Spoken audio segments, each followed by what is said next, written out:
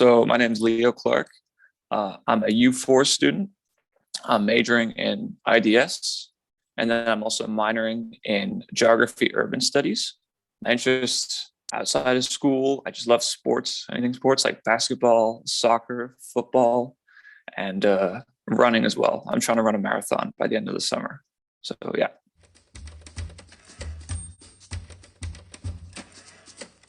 My essay is going to be talking about the era of human rights legislator, which sort of mainly took place after World War II.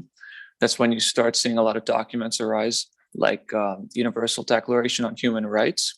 And I'm observing sort of the results after about 50 years after that. And I'm kind of exploring the viewpoint that rather than any profound like social changes in how people see things, these documents were more of a placation for people who were demanding real change after World War II. So I'm going to be analyzing how the language of these documents is for the most part performative. And although it espouses good values, it hasn't shaken up power in the world like it meant to.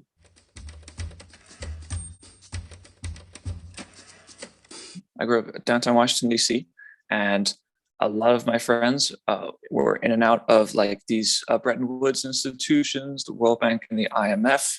And then especially in our major, we learned so much about all these different supranational organizations. And you know that so much money goes into these things and so many capable minds are involved with these things.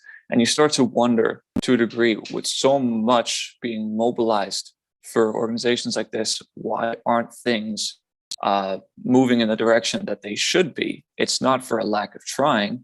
And so you start taking a look at the mission statements that organizations like this have, or you start rather asking more questions of maybe they're not trying to achieve the goals that we think they are.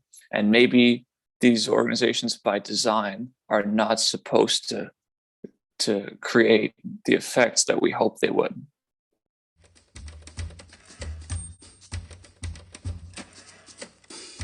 I'm going to focus on three main aspects of how human rights language kind of placates people who demanded more profound changes. The first is that you had a lot of, after World War II, socialist revolutions and left-wing revolutions, and human rights language sort of pacified those a little bit.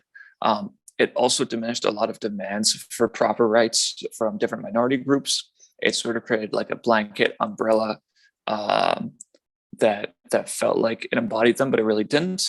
And it also put a blanket over post-colonial like improvement that was supposed to come from the global South around the time where a lot of decolonization was going on. Thank you.